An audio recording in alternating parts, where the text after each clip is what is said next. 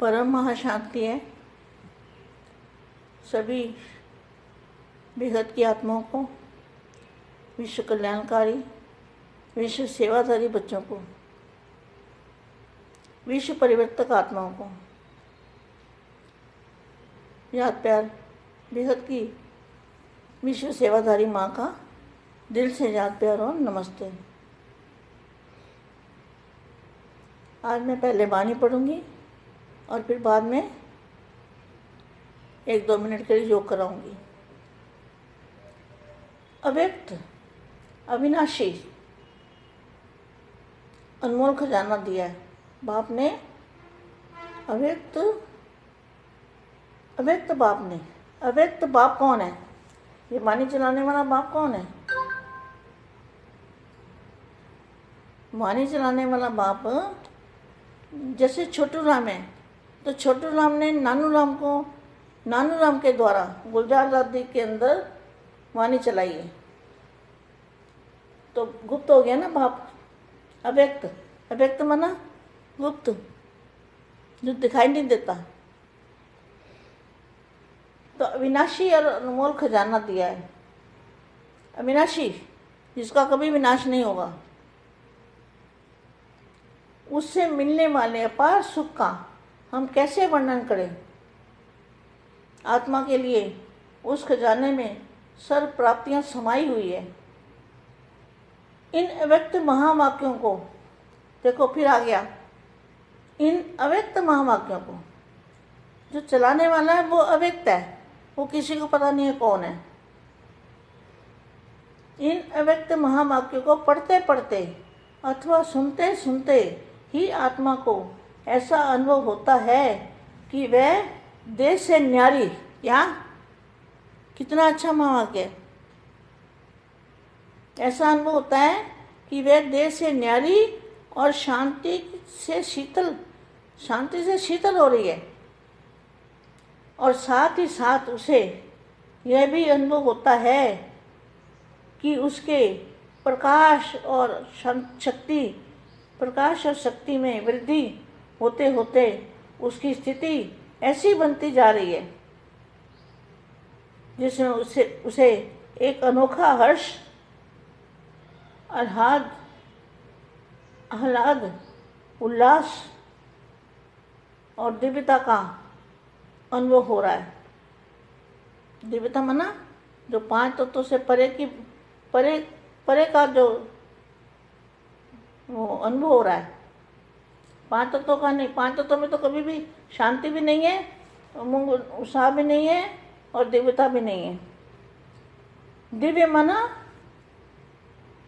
पारलौकिक, बेहद की दुनिया, उसका अनुभव हो रहा है।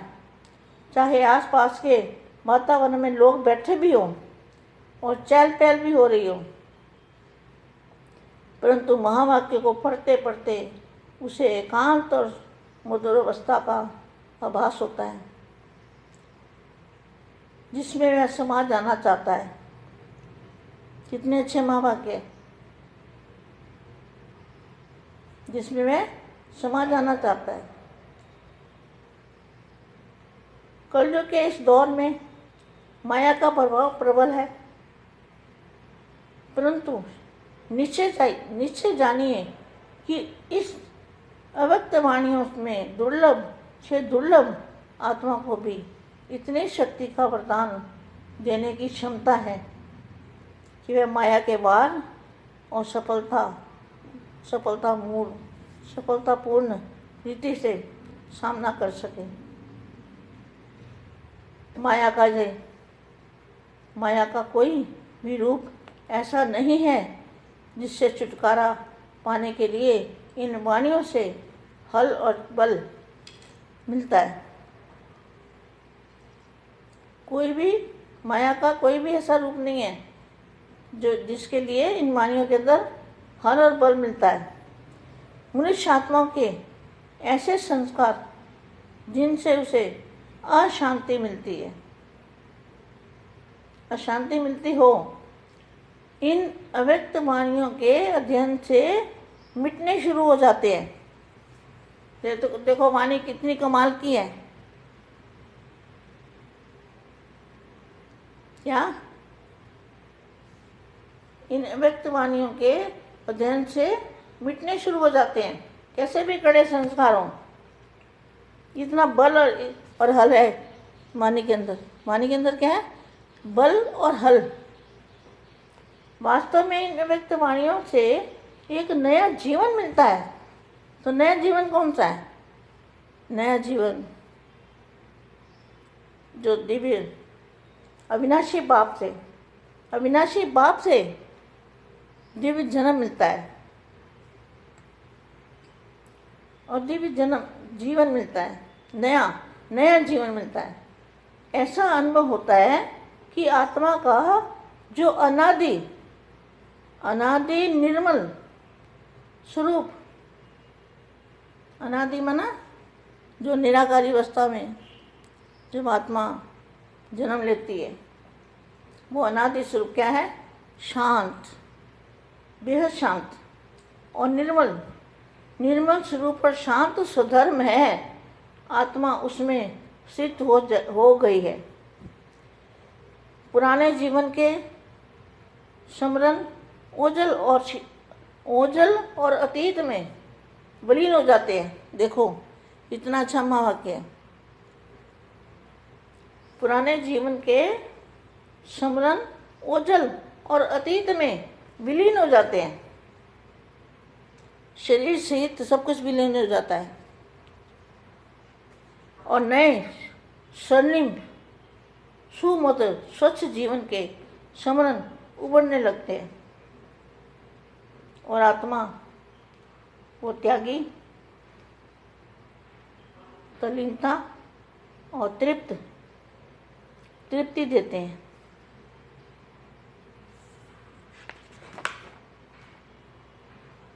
विशेष बात तो यह है कि मन को ऐसी संतुष्टता का अनुभव होता है कि जीवन सफल हो रहा है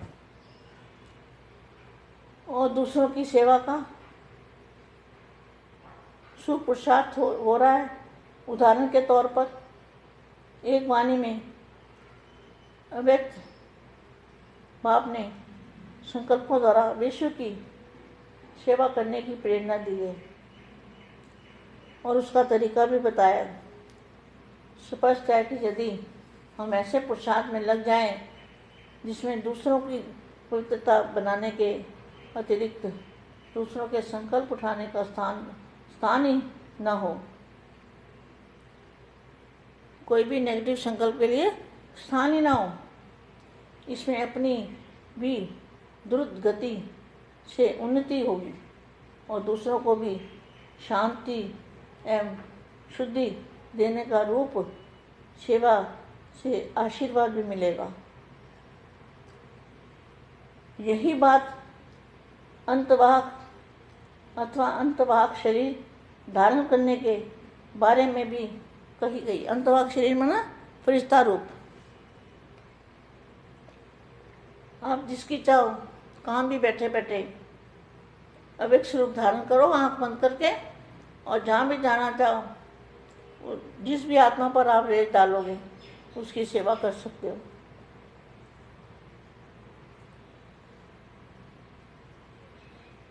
अच्छा, अभी धारण करने के बारे में भी कही जाती है। यह अव्यक्त स्थिति तो राजयोग की एक बहुत बड़ी प्राप्ति है। अंतवाहक शरीर अथवा अव्यक्त अवस्था धारण करने से तो स्थूल शरीर और उसकी यह दुनिया, स्थूल शरीर की दुनिया बहुत पीछे रह जाती है। और क्या होता है? प्रकाशमय दुनिया। और आत्मा एक उड़ते पंछी की तरह स्मृति रूपी पंख के साधन से उड़कर, आत्मा एक उड़ते पंछी की तरह स्मृति रूपी पंख के साधन से उड़कर अपने प्रकाशमय धाम में अपनी परम पिता के निकट अनंत विभोर अनुभव करती है। ऐसी जो महान लाभ देने वाली अव्यक्त वाणियाँ हैं, इन्हें बार बार पढ़कर मनन करने का और जीवन में धारण करने की आवश्यकता है। मैं सौभाग्यशाली, मैं आत्मा सौभाग्यशाली जो अपने मन, वचन और कर्म से इन वाणियों के अनुसार अपने आप को बना लेती है। अब मैं योग सिखाती हूँ बच्चों को। अब हम वाणी पढ़ चुके हैं, अब हम विहत का योग करेंगे। जैसे वाणी में बताया कि आत्मा उड़कर अपने अविनाशी प्रकाश में जो हमारा घर है असली, वहाँ पहुँच जाती है। तो ऐसे ही हमें योग करना है। आंखें बंद करें, दादाजी को याद करें। सबसे पहले दादाजी को याद करना है और फिर हम योग करेंगे। तो योग किसको कहते हैं? योग कहते हैं जैसे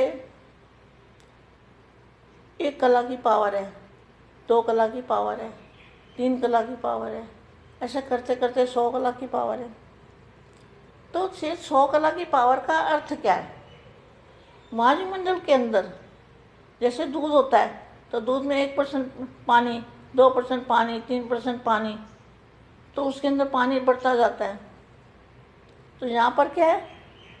ये पानी, ये दुनिया पानी है। ये दुनिया अविनाशी दुनिया नहीं है, ये विनाशी दुनिया है। ये पानी है, पानी की तरह है। तो इस दुनिया में रहते अपने घर को याद करना है। तो पावर जो है, जब हम ऊपर जाते जाएंगे, बुद्धि से ऊपर जाएंगे, तो अपने आप आत्मा को इमर्ज करके और ऊपर जा रहे हैं। तो धीरे धीरे जो वायुमंडल है, वो वायुमंडल का रंग रूप बदल जाएगा। ये 5 तत्व वाला रंग रूप नहीं रहेगा, वो सफ़ेद दूध जैसा। तो फिर धीरे धीरे क्या होगा? वो जो पावर है ब्रह्मांड के अंदर, वो ठोस होती जाएगी। जितना दूध ज़्यादा उतना पानी खत्म। तो वो पावर से ठोस पावर, और ठोस पावर क्या चीज़ है? ठोस पावर है चुंबकीय शक्ति, खींचने वाली शक्ति, हमारा परिवर्तन करने वाली शक्ति, हमारे देह का परिवर्तन करने वाली शक्ति। वो तो था, उसमें तो पानी का नाम निशानी नहीं है। वो तो सिर्फ प्रकाश की दुनिया है, सिर्फ प्रकाश और कुछ नहीं। तो वो प्रकाश की दुनिया को हम जितना याद करेंगे, देखो बेटे, डिले इज डेंजर। जितना डिले करोगे, पुरुषार्थ नहीं करोगे, उतना दुनिया दुख देगी और दुख ही मिलेगा, और कुछ मिलने वाला यहाँ कुछ मिलने वाला नहीं है, दुख ही मिलने वाला है। इसलिए डिले इज डेंजर। आपको जल्दी जल्दी पुरुषार्थ करना है, बापू जी का सहयोगी बनना है। तो धीरे धीरे कहाँ पहुँच गए हम? बेहद की कला के परम धाम में। फिर और आगे गए तो बेहद की कला के परम धाम में। ऐसे बेहद करते जाओ तो हमें तो एक सेकंड में हम काम कर सकते हैं। एक सेकंड वो जो सीधा बापू जी का मूल स्थान है, 100% पावर, 100% परम प्रकाश, 100%, उसमें कोई मिलावट नहीं, कोई हल्कापन नहीं। वो पावर को अगर हम टच करें, हमारी आत्मा बापू जी की जो मस्तक से लाइट आ रही है, उस लाइट को अगर हम टच करें तो एक सेकंड में हमारी बॉडी भी बदल जाएगी। और एक की बॉडी बदले तो सारी दुनिया बदल जाएगी। सिर्फ एक बदलने की देर है। एक आत्मा एक आत्मा बदलने से सारा विश्व को बदल देगी, सारे मल्टीवर्स को बदल देगी। इतना पावर उस स्वरूप के अंदर है जो प्रकाश का स्वरूप है। बापू जी के मूल स्थान से जो पावर लिया हमने, उसके अंदर इतनी शक्ति है कि वो सारे मल्टीवर्स को 1 सेकंड के अंदर परिवर्तन कर देगी।